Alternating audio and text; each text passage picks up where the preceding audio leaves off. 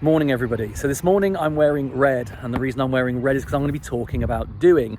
And for the observant amongst you, you would notice that I very rarely talk about red when talking about managers, and that could lead you to believe that managers don't do any red or shouldn't do any red. But it's not true. They do some red sometimes, yeah, whatever.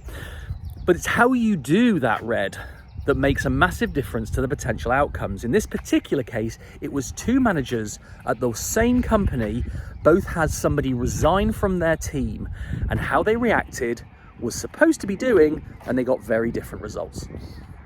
So before we talk about that though, let's just talk about the colours briefly. So we've got the three green behaviours: thinking, communicating and improving. Those are the things, if you have them in your diary in the right proportion, will take you, your people and your organisation upwards, make things better, because it's what leaders do. Then there's the two amber behaviours: monitoring and directing. Now those are the things that maintain status quo, stop things from going backwards and manage risk. That's because they're the essence of managing or supervising. Then there's red, doing, and brown, floating. And those are the things, if you have them in your diary too much, can take you, your people and your organisation backwards, because it takes time away from the green and the amber stuff. But there's one more, and the other one is blue, and blue is living. That's about looking after your physical, mental, spiritual and emotional well-being. That's recharge. So the scenario is we have two managers from the same company, both had somebody resign. And when we looked at how the managers reacted to that situation, it went as follows. So one of the managers decided to do some doing. And what they did is they called up the person. It turns out the manager had just returned from holiday. So they called up the person and they started off by saying, "Hey, I've just got back from my holiday. It was absolutely fantastic, really enjoyed ourselves." And eventually they got on to talking about what was really happening. Okay. The second manager rearranged their day. They changed what they were doing. They arranged to go down and visit the person in their hometown, take them out for coffee and find out what had happened, what had gone wrong, what could have changed, etc. Now, interestingly, that's also doing, okay? The travel is doing, and having the meeting with the person is also doing, okay? Now, what's interesting is that when you look at the outcome of both those scenarios, vastly different. Although they both started off as red, doing, the telephone call was doing, the travel was doing, the meeting the person was doing, when you look at the person who was called, they resigned anyway, okay? The manager learned nothing. All they got to do was talk about their holiday, and then the person didn't change their position. They didn't find anything out. So actually, although that started off as red, it became brown. It was a complete and utter waste of time.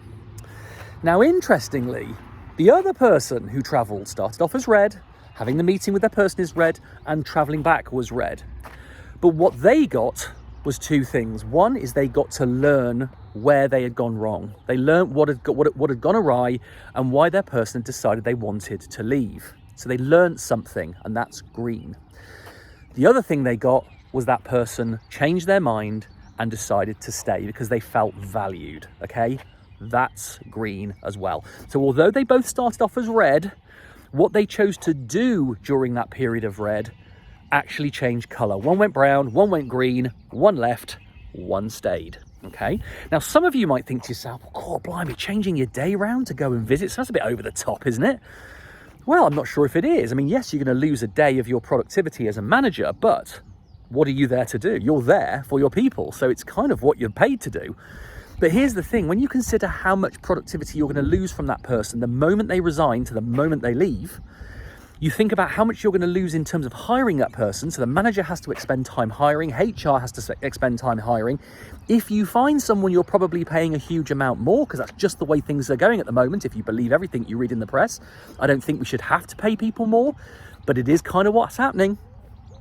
And then if you think about the productivity you lose from the individual when they come in, whilst you train them up and get them up to speed, and the productivity from the people who train them, which can sometimes be the manager, and you're busy enough as it is, that is a huge amount of cost that you are saving just by taking one day out to go and chat to your people and make them feel loved.